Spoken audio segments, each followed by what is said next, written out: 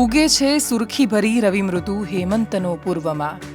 કોરું છે નભ આ સ્વચ્છ સ્વચ્છ, દિસતી નથી એકે વાદળી. કલાપીની ગ્રામ્ય માતા મનમાં છવાતી જાય છે અને જાણે પારસમણીનો સ્પર્શ થઈ ગયો હોય એમ પ્રકૃતિ ઘેરી વળે છે. મા શક્તિપીઠ ઉપરથી હેત વરસાવે છે. કુદરત ગરમ ઠંડુ રમતી હોય એમ ચમત્કારો કરે છે. ઇતિહાસ કાનમાં વાર્તાઓ કહે છે અને લાગે છે કે પ્રકૃતિ રૂપી પારસમણીને એક શબ્દમાં કહેવું હોય તો હું તમારા કાનમાં આવીને કહી દઈશ, પંચમહાલ.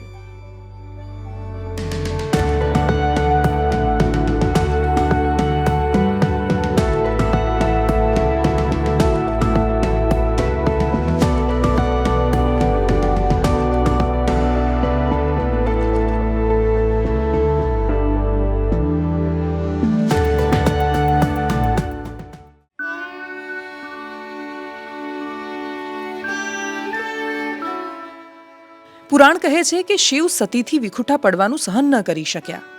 પોતાની પ્રિયતમાના નિશ્ચેતન શરીરને લઈને બ્રહ્માંડમાં નૃત્ય કરી શકે એ મારો મહાદેવ.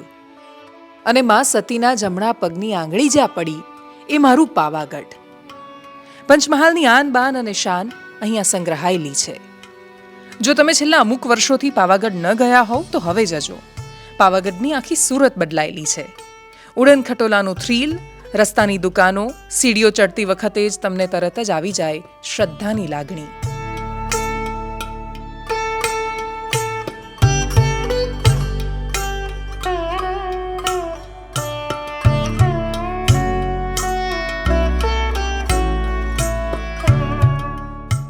માતાજીને ચડે છે શૃંગાર, માતાજીને ચડે છે સરસ સુંદર મજાની ચુંદડીઓ. માતાજીનો શણગાર અનોખો છે અને એટલે જ ભક્તો ઉડન ખટોળાથી ઉતર્યા પછી પણ ઉપર સુધીનું ચઢાણ હજુ કપરું હોવા છતાં પોતાનું બધું જ આપીને ત્યાં સુધી પહોંચે છે.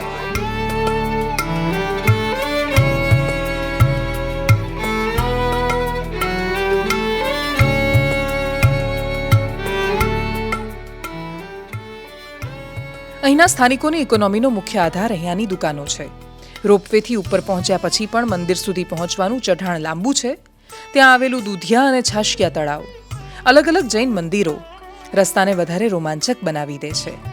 અને પછી તમે પહોંચો છો શક્તિના શરણે, જ્યાં હજારો માણસ બધું જ વિસરીને મહામય થઈ જાય છે અને બોલે છે, ભવમ ભવાની સહિતમ નમામિ.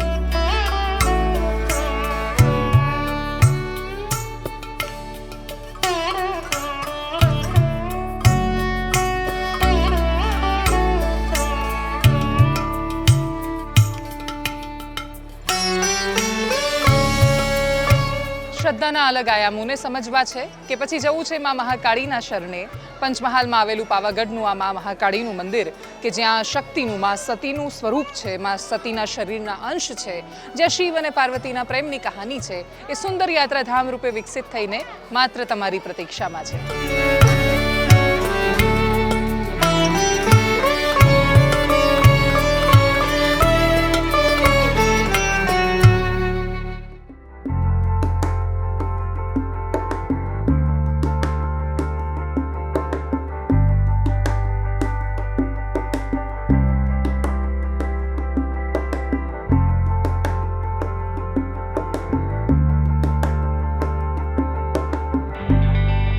પાવાગઢની સુંદરતા ચાંપાનેરના સ્થાપત્યોમાં જળવાયેલી છે. અહીં આવેલી છે વર્લ્ડ હેરિટેજ સાઇટ જામી મસ્જિદ. ડૉક્ટર કલામ પંચમહાલમાં જાહેરાત કરવા આવ્યા ત્યારે આ જિલ્લાએ ઉત્સવ મનાવ્યો હતો. આ જગ્યાનું સ્થાપત્ય શું કામ વિશ્વના બેનમૂન સ્થાપત્યમાં છે એ સમજવું હોય તો નેક્સ્ટ ટાઈમ અહીંયા જવાનું બિલકુલ ન ભૂલતા.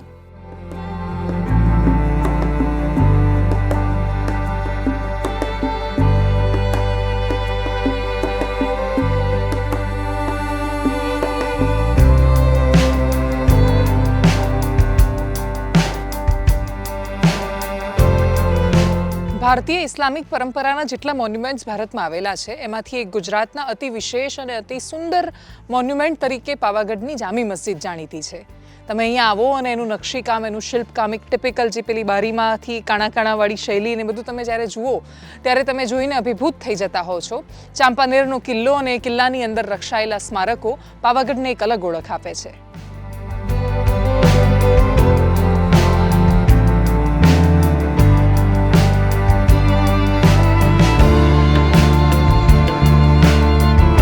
ચાંપાનેરનો કિલ્લો, કોઠાર અને ઉપરથી નીચે આવો ત્યારે વચ્ચે આવતા 7 કમાન. આ વિઝ્યુઅલ્સ બતાવીને કદાચ હું તમને ફીલ કરાવી શકું કે આ જગ્યા કેટલી સુંદર છે.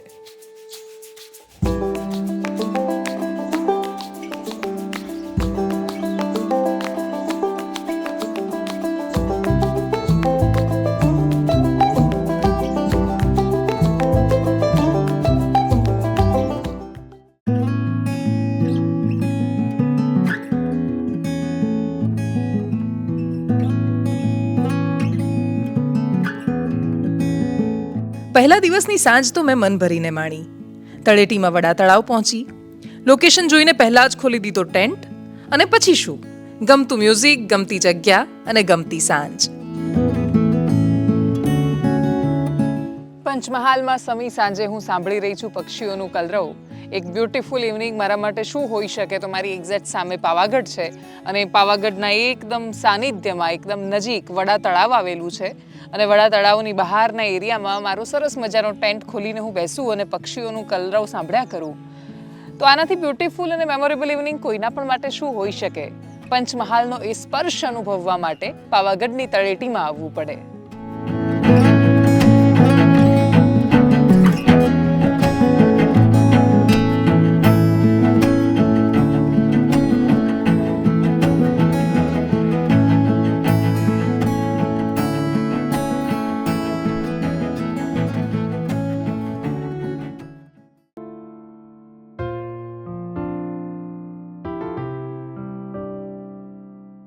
ગાઢ જંગલ વચ્ચે ક્યાંક જગ્યા મળી તો સાંકડું માંકડું બેઠેલું ગામડું અને શ્રદ્ધાના સહારે જીવે જતો સામાન્ય માણસ.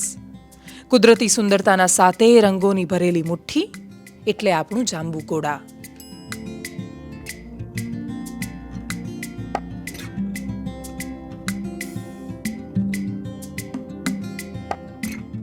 અહીંયા એક્સપ્લોર કરવા માટે વડોદરા વાઇલ્ડ લાઈફની 3-4 ઇકો કેમ્પ સાઇટ છે. અમે સૌથી પહેલા પહોંચ્યા ભાટ ઇકો કેમ્પ સાઇટ.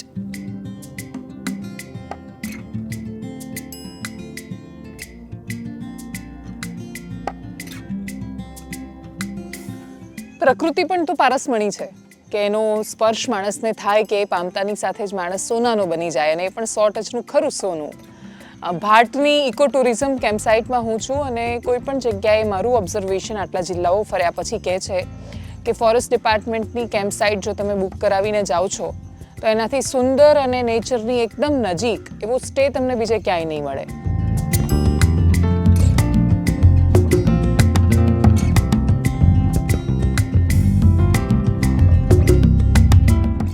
ભાટથી આગળ કડા ડેમ પાસે 2 કેમ્પ સાઇટ આવેલી છે. બંને બ્યુટીફુલ છે, પણ કડા ડેમ પાસે ઊભા રહીને મારી આંખોએ કેપ્ચર કરેલી ક્ષણો આ ટ્રીપની મોસ્ટ મેમોરેબલ મોમેન્ટ છે.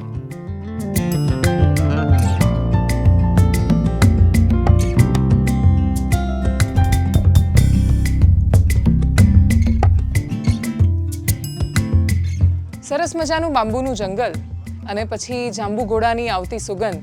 તમે કડા તળાવને જોવા માટે જ્યારે આવો ત્યારે સવાર અને સાંજનો સમય જો તમે આવશો તો તમારું દિલ અહીંયા મૂકીને જવાના છો.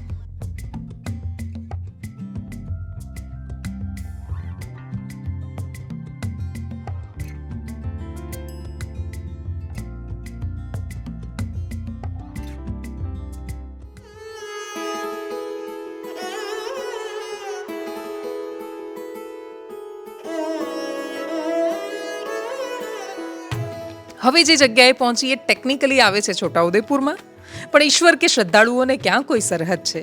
અને એટલે જ પૂરા ભક્તિભાવથી તમે પણ કરી લો જંડ હનુમાનના દર્શન અને અહીંયા આવેલી પાંડવોના સમયની જગ્યાઓ પણ જોઈ લો.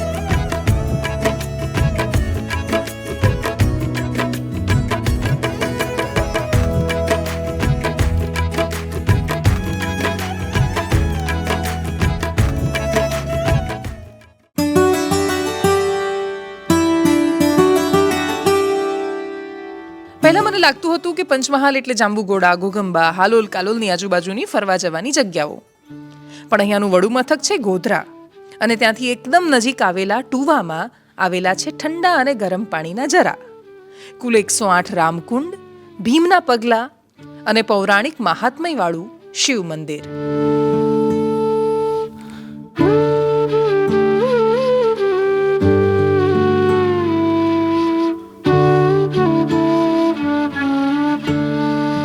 છેક પૃથ્વીના પેટાળમાંથી, એના ગર્ભમાંથી બહાર આવતું પાણી છે અને 108 રામના કુંડના નામે ઓળખાતા ટુવાના ગરમ પાણીના ઝરા છે. વાયકાઓ એની સાથે સંકળાયેલી છે. એવું કહેવાય છે કે ઋષિ મુનિને કોઢ થયો અને પછી શ્રીરામે તીરથી આ કુંડનું નિર્માણ કર્યું અને ચામડીના બધા જ રોગ મટી જાય છે. વિજ્ઞાન કહે છે કે ચૂનાની ખડકો કે પછી સલ્ફર કે બહુ બધા મિનરલવાળું પાણી આવતું હોય, એક જગ્યાએથી એકદમ ગરમ નીકળે, એક જગ્યાએથી એકદમ ઠંડુ, તો એનાથી પણ ચામડીના રોગ દૂર થાય છે. ધાર્મિક માન્યતા અને વિશ્વાસ જોડી દેવામાં આવે તો લોકો બહુ જલ્દી એના પર ભરોસો કરીને એને અનુસરે છે. અને એટલા જ માટે અજાયબી સમાન કોઈ જગ્યા તમારે જોવી છે કે જ્યાં એક સેકન્ડના અંતરે પાણી ગરમ ઠંડુ એ બદલાઈ જાય છે, પાણીની પ્રકૃતિ બદલાતી જોવી છે, તો એ ટુવામાં છે.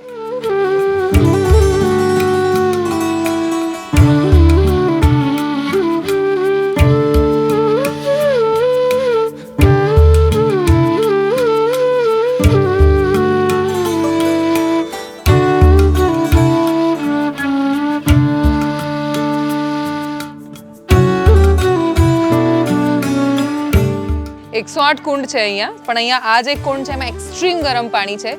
અહીંયા આ ઠંડુ પાણી છે, એટલું ગરમ નથી, અને અહીંયા એકદમ સવેકું પાણી છે.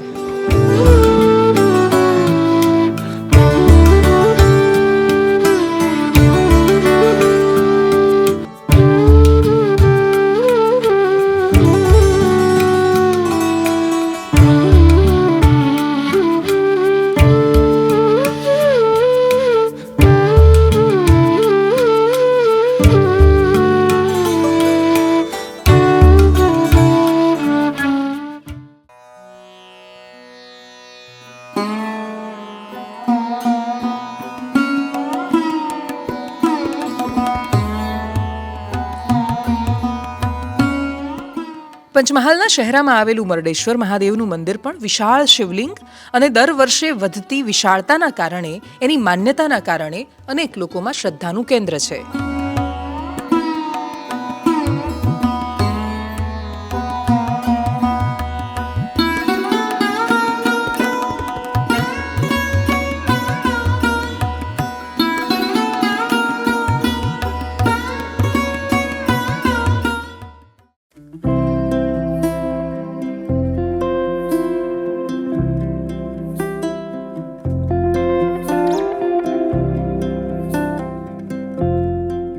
પંચમહાલનો ઇતિહાસ ખૂબ વૈભવી અને દિવ્ય રહ્યો છે. સરદાર પટેલ પહેલીવાર ગાંધીજીને ગોધરાની કોર્ટમાં મળ્યા. આ રંગવદૂત મહારાજનું જન્મસ્થાન છે. ગાયોની અહીંયા વિશેષ મહિમા હતી. ચારેય બાજુ ફેલાયેલી હરિયાળી, નાના નાના ગામડા અને પછી એકદમ નજીક આવેલા મોટા મોટા શહેરો આ જિલ્લાને પરફેક્શન આપે છે. અમસ્તા જ કોઈ તળાવના કિનારે રેન્ડમલી કેપ્ચર કરેલો સનસેટ પણ ધરતી પર સોનું ફેલાતું હોય એટલો સુંદર લાગે છે. અહીંયા અનુભવાય છે સતીના ચરણનો સ્પર્શ, વરસે છે મહાદેવની કૃપા. પૌરાણિક ઇમારતો કહે છે ઇતિહાસની વાયકા. ચાંપાનેરના ખંડેર સમજાવે છે બદલાયેલી સભ્યતાઓ. ઇમારતોનું અડીખમ રહેવું બતાવે છે ભારતીય સહિષ્ણુતા. અને ચારેય બાજુ સાગ અને વાંસના પથરાયેલા જંગલો જોઈને થાય છે જાણે પંચમહાલને સ્પર્શીને હું પણ બની ગઈ સોનું. એટલે જ તો લખ્યું છે, પંચમહાલ એટલે પારસમણી.